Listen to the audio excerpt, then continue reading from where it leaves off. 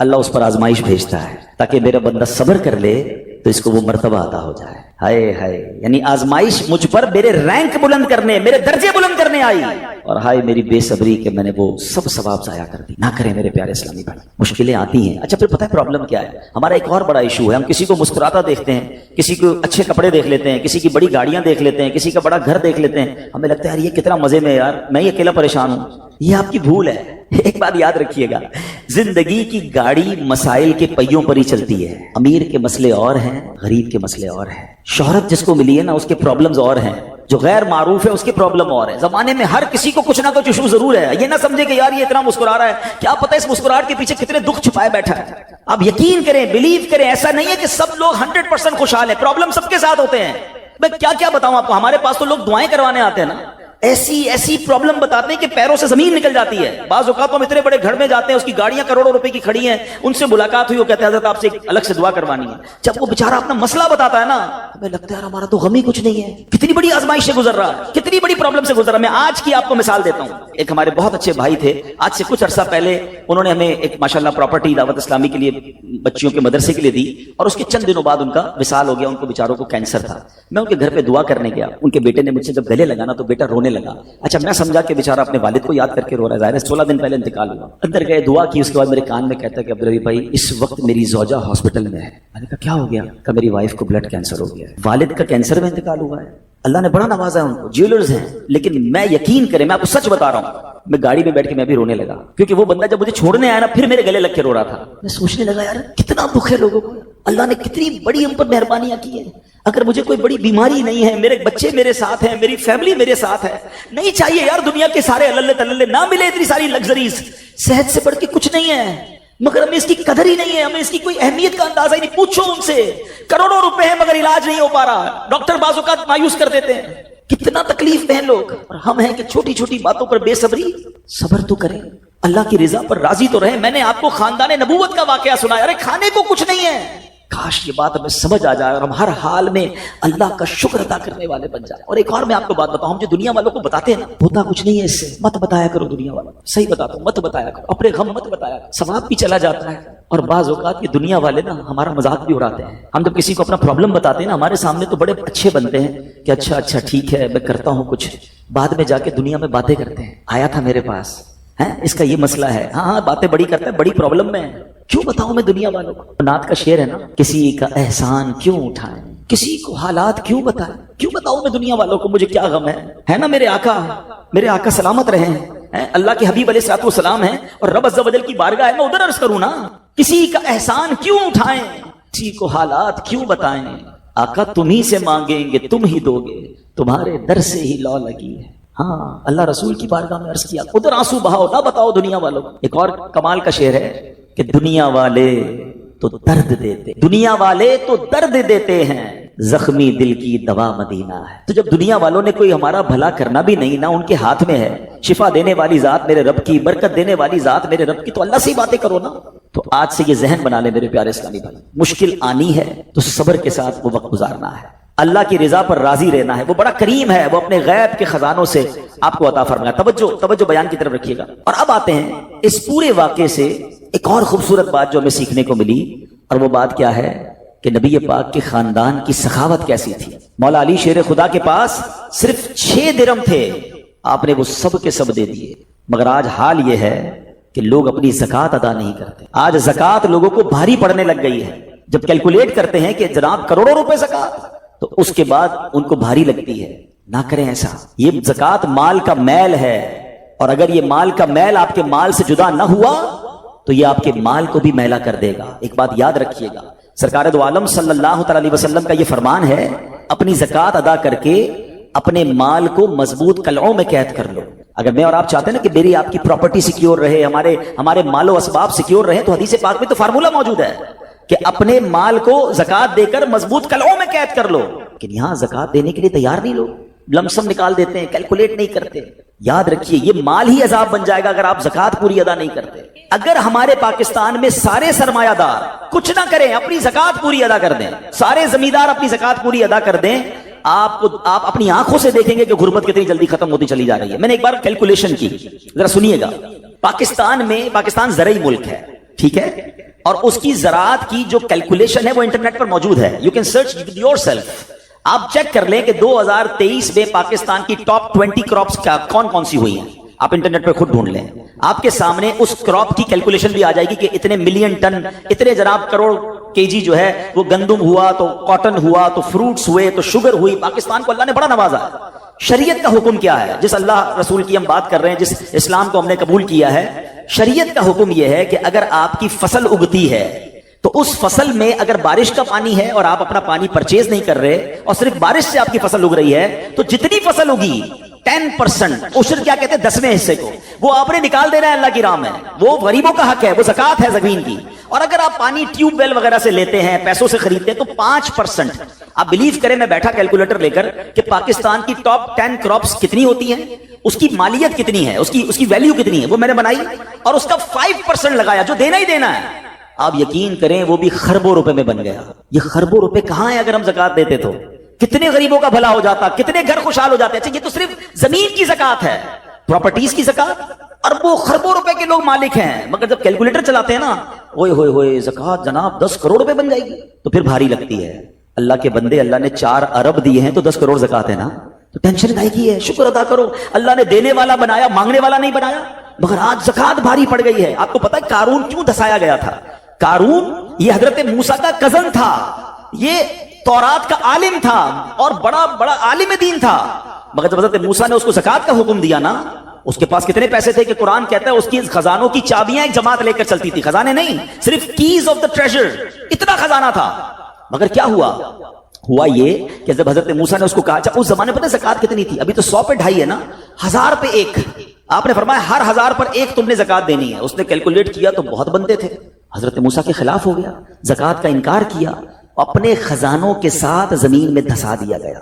Please خدا کے واسطے اس آواز کو سب مل کر آگے بڑھائیں. میں تو یہ سمجھتا ہوں جس طرح ہم نماز کی بات کرتے ہیں کہ نماز پڑھو, زکات دیں, بے شک کسی کو بھی دیں, جو حقدار ہے اس کو دیں, مگر زکات پوری دیں. پاکستان خوشحال ہو جائے گا, غریبوں کا بھلا ہو جائے گا. لیکن زکات جس کی ہزاروں لاکھوں میں شاید وہ نکال دیتا ہے, مگر جب زکات کروڑوں میں ہو رہی ہے تو لوگوں کے دلوں پر بوجھ بنتی جا رہی ہے. اس کو بوجھ نہ بننے دینا. میں ایک دعا کرتا ہوں آج, اگر آپ کو لگے تو آپ بھی آمین کہہ دینا. اپنے لیے تو میں کئی بار یہ دعا کرتا ہوں کہ یا اللہ مجھے وہ مال نہ دینا جس کی زکات مجھ پر بھاری ہو جائے. اہو آمین. یا اللہ وہ مال دینا کہ میں خوش دلی سے تیری راہ میں زکات دوں. اچھا یہ بھی بڑا ایشو ہے, پیسے نکلتے ہیں تو بھاری بڑے پڑتے ہیں. اللہ فرماتا ہے تم اس وقت تک بھلائی کو نہیں پہنچ سکتے جب تک اپنی پیاری چیز راہ خدا میں خرچ نہ کرو. آپ بہترین خرچ کرو نا, اللہ آپ کو اس سے زیادہ عطا فرمائے گا. اچھا جب بھی کیلکولیٹر, دیکھیں کچھ چیزیں کیلکولیٹر سے کیلکولیٹ ہوتی ہیں, مگر اللہ کی راہ میں جو خرچ کرنے والا معاملہ ہے نا, وہ رحمت کے کیلکولیٹر سے کیلکولیٹ ہوتا ہے.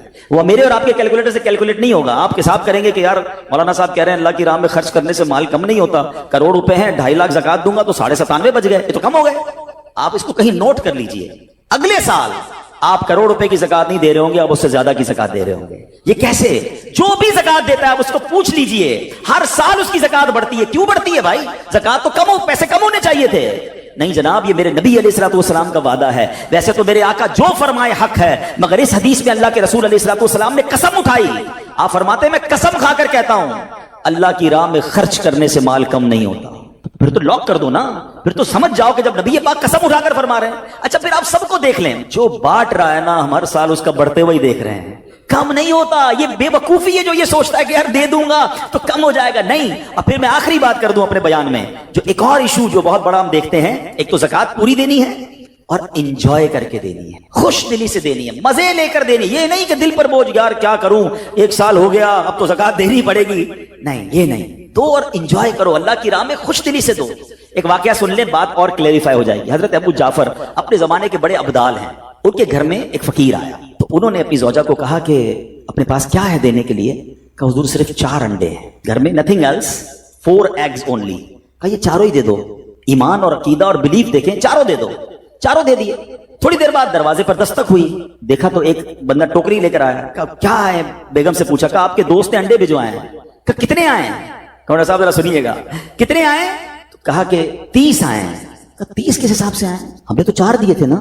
اب ایمان, ان کا عقیدہ اور ان کا بلیف دیکھے. کیا 4 دیے تو 40 آنے چاہیے تھے, ایک کا 10 اللہ کا وعدہ ہے نا. تو کہا حضور آئے تو 40 ہیں مگر 10 انڈے ٹوٹے ہوئے ہیں. تو آپ نے اپنی زوجہ سے پوچھا کہ سچ بتاؤ جو تم نے 4 دیے تھے اس کی کنڈیشن کیا تھی؟ کہ حضور بات یہ جب میں نے 4 دیے تھے نا اس میں بھی 3 ثابت تھے، ایک ٹوٹا ہوا ہی تھا. یہ فارمولا آج یاد کر لو، پورے دو گے پورے ملیں گے، ٹوٹے دو گے ٹوٹے ملیں گے. اب آپ چیک کیجئے کہ جب اللہ کی راہ میں خرچ کرنے کی باری آتی ہے، میں اپنا مال دل سے نکلتے ہوئے دکھ ہو رہا ہے یا خوشی ہو رہی ہے، بہترین دے رہا ہوں یا بچانے کی کوشش کر رہا ہوں. ہمیشہ یاد رکھیں ہم اللہ کی راہ میں خرچ کرتے ہیں، ہمارے پیسے نہیں پہنچتے وہاں پر، وہاں نیت پہنچتی ہے. اب مجھے بتاؤ نا یار، ہم اپنے لیے خرچ کرتے ہیں بہترین کھانا، بہترین لباس، اور غریب کو دینا ہے تو بچا ہوا لیفٹ اوور. اب اچھا اب میں کہتا ہوں 100 بندوں کو نہیں کھلا سکتے، نہ کھلائیں، 2 کو کھلائیں، اچھا کھلائیں، کوئی بات نہیں. آپ کسی کے دل میں خوشی تو داخل کریں، اپنے گھر والوں کے لیے لباس خرید لیں، 2 غریب بچوں کے لیے ویسا ہی لباس خرید لیں، پھر دیکھیں آپ کو کیسی برکتیں ملتی ہیں. تو ہمیں اس بار یہ ایک انداز اختیار کرنا ہے کہ ہم نے اللہ کی راہ میں بہترین خرچ کرنا ہے. اس کو ہم ایک غلطی کیا کرتے ہیں، فطرے کی جو بات ہے اس میں آپ کو ایک بات بتاتا ہوں. فطرہ حدیث پاک میں 4 قسم کا بیان ہوا ہے، گندم کا، جو کا، کشمش کا اور کھجور کا. ٹھیک ہے، لیکن ہم بچپن سے سن رہے ہیں جب بھی فطرے کی باری آتی ہے ہم پہلے 50 روپے تھا وہ دے دیا، 100 دے دیا، 200 دے دیا، 300 دے دیا. ہمیں یہ پوری حدیث یا تو ہم نے پڑھی نہیں تھی یا ہمارے ذہن میں نہیں تھی، مگر حدیث پاک میں 4 قسم کا فطرہ بیان ہوا ہے. غریب آدمی گندم کا فطرہ دے دے کوئی بات نہیں، مگر جو روزانہ بہترین افطاری کر رہا ہے، بہترین کھانے کھا رہا ہے، سچ بتاؤ اس کو کون سا فطرہ دینا چاہیے؟ میری افطاری روز اجوا کھجور سے ہے اور عید والے دن میں گندم کا فطرہ دے آتا ہوں. ہمیشہ یاد رکھے اچھا خرچ کرے نا. اس بار فطرہ جس کو اللہ نے جیسا نوازا ہے، غریب آدمی کے لیے بات نہیں کر رہا، جس کو نوازا ہے رب نے. کیا ہم کبھی ایسا کرتے ہیں کہ عید کی شاپنگ کے لیے جائیں دکاندار سے کہیں کہ یار جو کپڑا سب سے سستا ہے وہ نکال دو، سب سے سستے جوتے نکال دو، میں نے عید پڑھنی ہے؟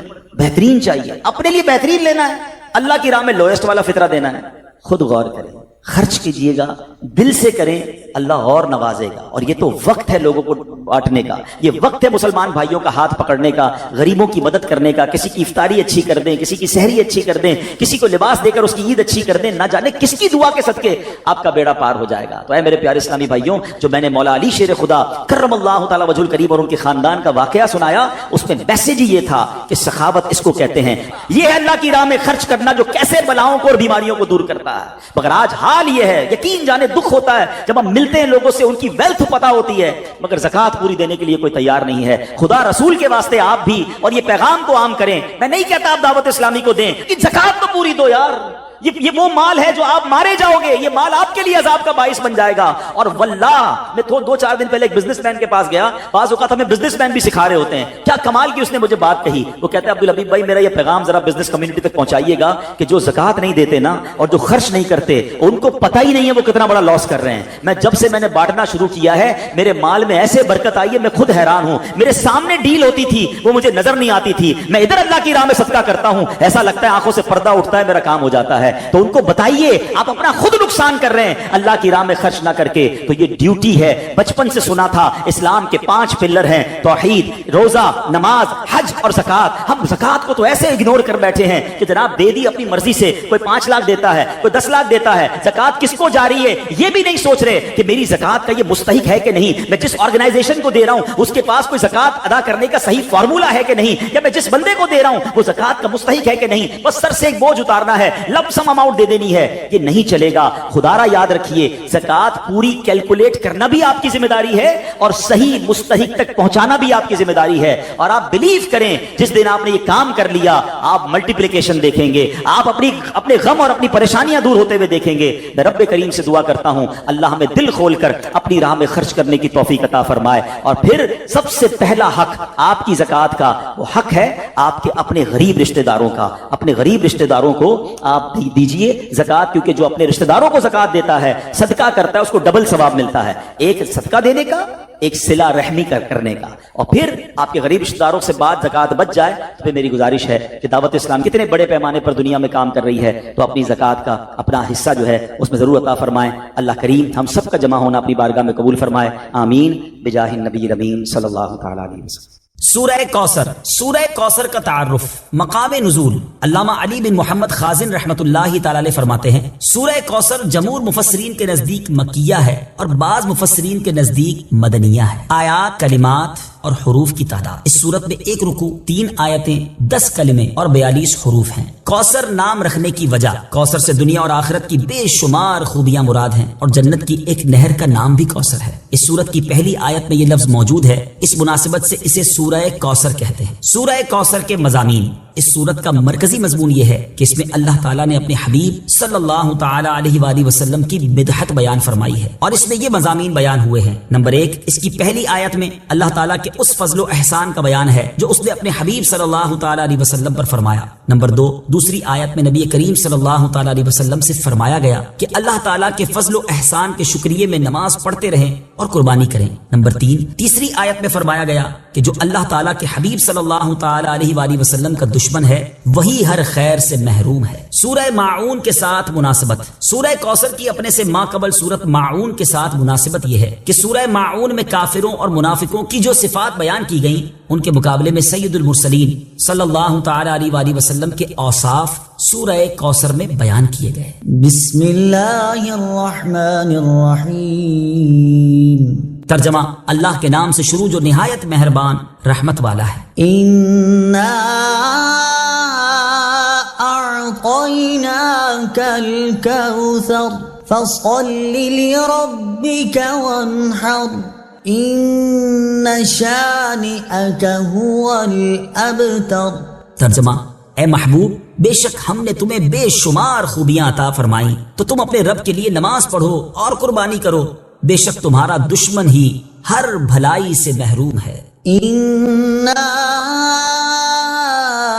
اعطیناک الکوثر، اے محبوب، بے شک ہم نے تمہیں بے شمار خوبیاں عطا فرمائیں۔ تفسیر صراط الجنان میں ہے، کوثر کی تفسیر میں مفسرین کے مختلف اقوال ہیں، ان سب اقوال کا خلاصہ یہ ہے کہ اے محبوب، بے شک ہم نے تمہیں بے شمار خوبیاں عطا فرمائیں اور کثیر فضائل عنایت کر کے تمہیں تمام مخلوق پر افضل کیا، آپ کو حسن ظاہر بھی دیا، حسن باطن بھی عطا کیا، نسب عالی بھی، نبوت بھی، کتاب بھی، حکمت بھی، علم بھی، شفاعت بھی، حوض کوثر بھی، مقام محمود بھی، امت کی کثرت بھی، دین کے دشمنوں پر غلبہ بھی، فتوحات کی کثرت بھی، اور بے شمار نعمتیں اور فضیلتیں عطا کی جن کی انتہا نہیں۔ آیت انا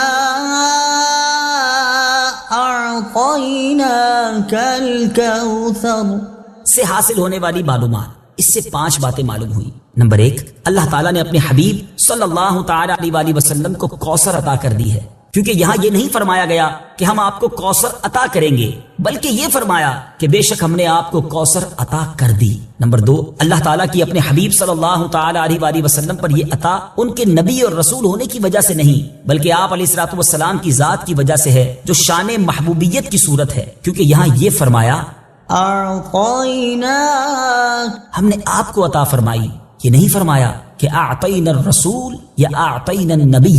نمبر 3، تاجدار رسالت صلی اللہ تعالی علیہ وآلہ وسلم پر یہ عطا کسی عبادت اور ریاضت کی وجہ سے نہیں ہے، بلکہ ان پر یہ عطا اللہ تعالیٰ کے عظیم فضل اور احسان کی وجہ سے ہے، کیونکہ یہاں عطا کا ذکر پہلے ہوا اور عبادت کا ذکر بعد میں ہوا۔ نمبر 4، اللہ تعالیٰ نے آپ کو کوثر کا مالک بنا دیا ہے تو آپ جسے چاہیں جو چاہیں عطا کر سکتے ہیں۔ نمبر 5، سید المرسلین صلی اللہ تعالی علیہ وآلہ وسلم کی مدحت خود رب تعالیٰ فرماتا ہے۔ اعلیٰ حضرت امام احمد رضا خان علیہ الرحمت الرحمان فرماتے ہیں، انا اعطیناک الکوثر، ساری کثرت پاتے یہ ہیں، ٹھنڈا ٹھنڈا، میٹھا میٹھا، پیتے ہم ہیں، پلاتے یہ ہیں۔ اور ایک اور جگہ فرماتے ہیں نا، اے رضا خود صاحب قرآن ہے، مداح ہے حضور، تجھ سے کب ممکن ہے پھر مدحت رسول اللہ کی۔ فصل لربک وانحر، تو تم اپنے رب کے لیے نماز پڑھو اور قربانی کرو۔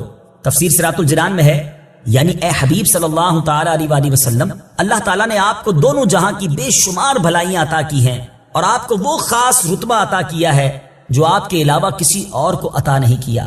تو آپ اپنے اس رب عز و جل کے لیے نماز پڑھتے رہیں جس نے آپ صلی اللہ تعالی علیہ وآلہ وسلم کو کوثر عطا کر کے عزت و شرافت دی، تاکہ بتوں کے پجاری ذلیل ہوں اور بتوں کے نام پر ذبح کرنے والوں کی مخالفت کرتے ہوئے اپنے رب عز و جل کے لیے اور اس کے نام پر قربانی کرے۔ اس آیت کی تفسیر میں ایک قول یہ بھی ہے کہ نماز سے نماز عید مراد ہے۔ ان شانئک هو الابتر، بے شک تمہارا دشمن ہی ہر بھلائی سے محروم ہے۔ تفسیر صراط الجنان میں ہے، شان نزول، جب سید المرسلین صلی اللہ تعالی علیہ وآلہ وسلم کے فرزند حضرت قاسم کا وصال ہوا تو کفار نے آپ کو ابتر یعنی نسل ختم ہو جانے والا کہا، اور یہ کہا کہ اب ان کی نسل نہیں رہی، ان کے بعد اب ان کا ذکر بھی نہ رہے گا اور یہ سب چرچا ختم ہو جائے گا۔ اس پر یہ سورہ کریمہ نازل ہوئی اور اللہ تعالیٰ نے ان کفار کا بالغ رد فرمایا، اور اس آیت میں ارشاد فرمایا کہ اے حبیب صلی اللہ تعالی علیہ وآلہ وسلم، بے شک تمہارا دشمن ہی ہر بھلائی سے محروم ہے، نہ کہ آپ، کیونکہ آپ کا سلسلہ قیامت تک جاری رہے گا، آپ کی اولاد میں بھی کثرت ہوگی اور آپ کی پیروی کرنے والوں سے دنیا بھر جائے گی، آپ کا ذکر ممبروں پر بلند ہوگا، قیامت تک پیدا ہونے والے عالم اور واعظ اللہ تعالیٰ کے ذکر کے ساتھ آپ کا ذکر کرتے رہیں گے، اور آخرت میں آپ کے لیے وہ کچھ ہے جس کا کوئی وصف بیان ہی نہیں کر سکتا، تو جس کی یہ شان ہے وہ ابتر کہاں ہوا، بے نام و نشان اور ہر بھلائی سے محروم تو آپ کے دشمن ہیں۔ اعلیٰ حضرت امام احمد رضا خان رحمت اللہ تعالی علیہ اس سورت کی تفسیر بیان کرتے ہوئے فرماتے ہیں، عاص بن وائل شقی نے جو صاحبزادہ سید المرسلین صلی اللہ تعالی علیہ وآلہ وسلم کے انتقال پرملال پر حضور کو ابتر یعنی نسل بریدہ کہا، حق تعالی نے فرمایا إنا أعطيناك الكوثر، بے شک ہم نے تمہیں خیر کثیر عطا فرمائی کہ اولاد سے نام چلنے کو تمہاری رفعت ذکر سے کیا نسبت، کروڑوں صاحب اولاد گزرے جن کا نام تک کوئی نہیں جانتا، اور تمہاری ثنا کا ڈنکا تو قیامت تک اکناف عالم اور اطراف جہاں میں بجے گا، اور تمہارے نام نامی کا خطبہ ہمیشہ ہمیشہ اطباق فلک آفاق زمین میں پڑھا جائے گا۔ پھر اولاد بھی تمہیں وہ نفیس و طیب عطا ہوگی جن کی بقا سے بقائے عالم مربوط رہے گی، اس کے سوا تمام مسلمان تمہارے بال بچے ہیں، اور تم سب مہربان ان کے لیے کوئی نہیں، بلکہ حقیقت کار کو نظر کیجئے تو تمام عالم تمہاری اولاد مانوی ہے کہ تم نہ ہوتے تو کچھ بھی نہ ہوتا، اور تمہارے ہی نور سے سب کی آفرینش ہوئی۔ اسی لیے جب ابو البشر آدم تمہیں یاد کرتے تو یوں کہتے، یا ابنی صورتن و ابایا معنن، اے ظاہر میں میرے بیٹے اور حقیقت میں میرے باپ، پھر آخرت میں جو تمہیں ملنا ہے اس کا حال تو خدا ہی جانے، جب اس کی یہ عنایت بے غایت تم پر مبذول ہو تو تم ان اشقیاء کی زبان درازی پر کیوں ملول ہو، بلکہ فصل لربك وانحر، رب کے شکرانے میں اس کے لیے نماز پڑھو اور قربانی کرو، إن شانئك هو الأبتر، جو تمہارا دشمن ہے وہی نسل بریدہ ہے کہ جن بیٹوں پر اسے ناز ہے، یعنی عمرو و حشام رضی اللہ تعالی عنہما، وہی اس کے دشمن ہو جائیں گے، اور تمہارے دین حق میں آ کر بوجہ اختلاف دین اس کی نسل سے جدا ہو کر تمہارے دینی بیٹوں میں شمار کیے جائیں گے۔ پھر آدمی بے نسل ہوتا تو یہی صحیح کہ نام نہ چلتا، اس سے نام بد کا باقی رہنا 1000 درجے بدتر ہے۔ تمہارے دشمن کا ناپاک نام ہمیشہ بدی و نفرین کے ساتھ لیا جائے گا، اور روز قیامت ان گستاخیوں کی پوری سزا پائے گا، والعیاذ باللہ تعالی۔ اس سے معلوم ہوا کہ حضور پر نور صلی اللہ تعالی علیہ وآلہ وسلم کا اللہ تعالیٰ کی بارگاہ میں مقام اتنا بلند ہے کہ ان کے گستاخ کو اس کی گستاخی کا جواب خود رب تعالیٰ دے۔